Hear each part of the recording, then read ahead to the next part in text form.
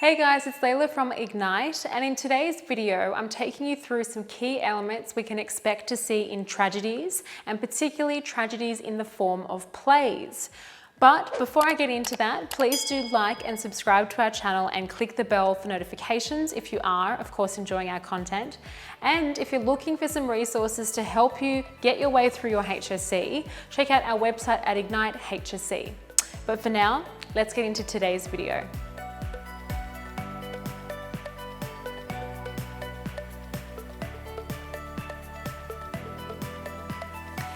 So in this clip, I'm unpacking three key elements we often find in tragic theatre. And these elements are derived from Aristotle's Poetics. Aristotle was a Greek philosopher who in his Poetics conceived of key elements we can find effective in tragic plays. Aristotle was a key influence on Shakespeare, and we can note many connections between these elements of the tragic genre in the way that Shakespeare does his compositions. Now, the way that I approach tragedy is very much, I guess, gearing towards a study of Shakespeare. So I'm really seeking to help his students who are looking at any of Shakespeare's plays, particularly the ones that obviously are tragedies, including Macbeth, Othello, and Hamlet. So this bit of insight is particularly relevant to these texts, and also in some ways The Merchant of Venice. You could argue that we have some relevance there too, and Romeo and Juliet.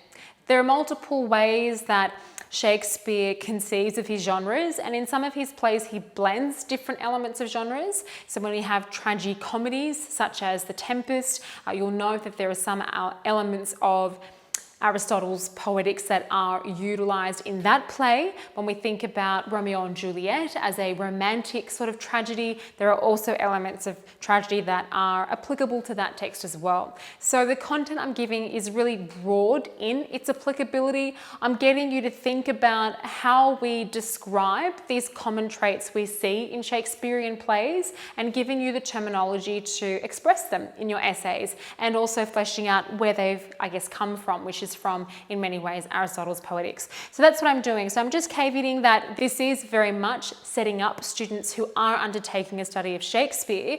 However, tragic plays from the Renaissance, more broadly speaking, and later or earlier, can also be influenced by these tragic elements, and thus the content here is relevant to that study as well. Okay, so thinking about Shakespearean plays and plays from that context, theatre during that time that adopted the tragic genre had a particularly what we call purgative quality. I'll just pause for a minute and give a little bit of context, behind the function of theatre during the Renaissance, and particularly around the time of Shakespeare, which, by the way, is the Elizabethan period. So we're thinking about the late 1500s and the early 1600s. Now, Shakespeare was writing for the royal court. And this is an important point to consider, because morals and ways of thinking that Queen Elizabeth or King James in the Jacobean period, which was in the early 1600s, when Elizabeth transitioned off the throne and King James came in, any of the values that the monarch at the time wanted to ensure the audience could appreciate, they were able to be channeled through theatre. Theatre at that time was like our equivalent of going to the movies, right? And the fact that Shakespeare was writing for the monarch is important to note, because his way of writing would reflect the values and the ways of thinking that the monarch would have liked their people, their loyal followers, to adopt at the time. This is specifically relevant to plays like Macbeth, right? Following the gunpowder plot, which saw the attempted assassination of King James, Macbeth traces a plot that very much mirrors what was the attempted assassination. And through unpacking the very tragic end of the play, where Macbeth dies, spoiler alert, we learn as audience members that his flaw as a character and the result of that flaw warns us against wanting to commit acts of regicide.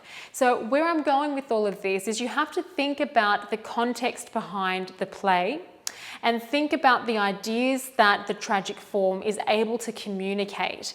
And a key vehicle for that communication is through the adoption of the three key parts of tragedy that I'm going to talk through in the slides. But bringing it back to this specific word, purgative, to purge someone is to kind of cleanse them, to have this cathartic cleansing of the soul.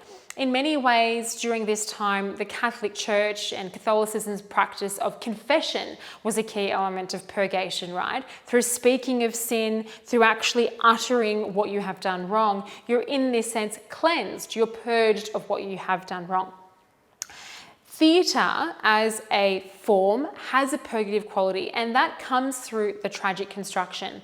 And that is through audience members collectively, right, in their collective form, viscerally responding in close proximity to what's happening on the stage, and through witnessing the flaws of the character, the downfall, the denouement is like the way of framing, the ending of the text. Through witnessing all of that, we learn from that character's flaws, we learn not to act in the same way, and we're similarly purged, we're cleansed of the possibility that we would make those same mistakes, and we're of course encouraged not to. Coming back to the example of Macbeth, when we see the ending, when we see Macbeth witness this blood on his hands and claim that all of Neptune's oceans cannot wash it away, and he regrets his act of regicide, that moment purges us because we are cleansed by the mistake that that character made on stage. In a way, you could liken it to, Christ purging us for our sins through him dying on the cross. If you do follow Christianity, that's symbolic for that process of purgation. And in a similar sense, through witnessing what's happening on the stage, through understanding the flaws of that character, we are purged of our own willingness to potentially make similar mistakes. So the ability of theatre as a vehicle to do that, very much so in the tragic genre, relies on the following three things I'm going to talk you guys through. So use these as parts of form. Form, by the way, referring to the macro construction of the text. Use these elements in your essay and make sure you attribute them to how the composer is able to convey certain ideas to the audience, because they're very, very central to the construction of theatre if it is a tragic play that you're analysing. Okay, so let's work through them. I have an acronym here to help you remember them. HAC, a hack to help you unpack tragic plays, and they each stand for HAMARTIA, ANAGNORISIS, and CATHARSIS. And these three ideas, as I mentioned, are derived from Aristotle's Poetics and adopted in a lot of Shakespeare's plays. So, starting with HAMARTIA. HAMARTIA refers to a fatal flaw that we see in a character in a text. A fatal flaw that we see in a character in a text. Now, the reason Shakespeare does this is because, in a way, seeing an imperfect hero allows us to empathize with them and connect with that character. If you have a character on stage who is just too perfect, we're unlikely to resonate with that character. So through having a flaw, it makes them relatable. Now, Shakespeare's masterful use of HAMARTIA does so in a way that we neither villainize the character nor do we kind of deify them in a way. Now, what I mean by that is the imperfection of his characters are in a way justified. If we look at the character of Othello, for example, he's ostracized throughout the play because of his race, and he has a bit of a chip on his shoulder because of that. And in addition to that, he has a jealousy which leads him to kill his lover Desdemona. What I'm getting at is his flaw, the jealousy, and the fatal nature of that flaw. It leads to his own suicide at the end of the text.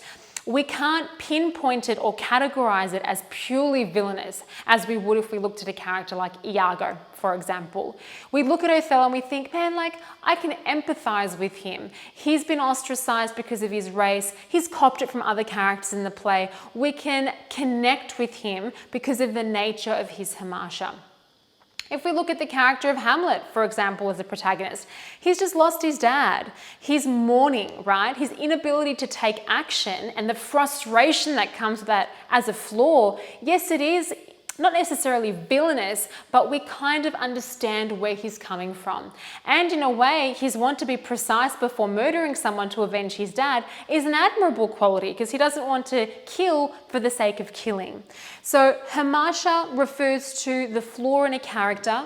It humanizes the character and it develops a nuance to the character to the extent that they can't be categorized. There's a complexity to them so that we neither blame them or admire them for the nature of their fault. So that's the first tier to tragic plays. Our next one is anagnorisis. Anagnorisis refers to a central epiphanic moment in the text. And when I say epiphany, I mean a key moment of discovery in the text, where the character realizes something internal about themselves or realizes something about another character in the text. For example, when Othello realizes that Iago has tried to manipulate him throughout the play, that's a central moment of anagnorisis. When Prospero in The Tempest realizes that he must relinquish his charms and humanize himself in order to reform as a person. All of these moments that are epiphanic in the sense that the character has that light bulb moment and we learn from that moment as audience members, these are the moments of anagnorisis. Often, however, in tragic plays, when we think about Hamlet, when we think about Macbeth especially, and Othello, that moment of anagnorisis is just too late. Macbeth realizes that the blood on his hands is a sign that he has sinned very badly and he cannot take it back. However, that moment comes too late. He's already committed the act of regicide. He's doomed for the action he has taken. Othello, when he realizes that Desdemona was loyal to him, she never cheated on him, she never ran away with Michael Cassio, that moment is too late, right? He's already killed her, and then he cannot live with himself and he kills himself. Now, the reason Shakespeare uses anagnorisis in such a timely way is because as the audience members, we learn from the tragedy that is making that discovery too late, and it encourages us to not make those similar mistakes. And that's why I opened with that point on purgation. We are purged in a way of our likelihood to commit similar mistakes because we witness the tragic nature of making those mistakes on the stage. So that's the nature of the text in that regard, and how it uses anagnorisis to impact us viscerally. Viscerally means to impact us emotionally as audience members. Next and final point is catharsis, which relates to what I've been saying so far. Catharsis is that outpouring of emotion, right? We watch what's happening on stage, we feel the emotions, we may cry, we may laugh, and that process of expressing emotion expels our own internal likelihood of making that mistake, and that cathartic process cleanses us and we come out renewed from watching the play, or so it was to believe to have that effect on the audience at the time. So you can see how introducing the flaws of the character to make them relatable, having the anagnorisis and having it at a particular time in the text, and having that cathartic cleansing element of the theatrical process, it has a very visceral impact on us as audience members. And these points about tragedy are specifically relevant to the fact that theatre is a live performance. We can feel what's happening on the stage, and there is a heightened realism to it because we are physically proximal as audience members, and that experience of feeling is also heightened because we're part of an audience. We're feeling and responding to and building upon the emotions of those who are around us in the audience. So all of these elements of theatre as live and these facets, if you will, to tragedy interconnect to impact us and cleanse us and purge us as audience members. And that's why tragedy is such a profound way of influencing how we think as audience members as well.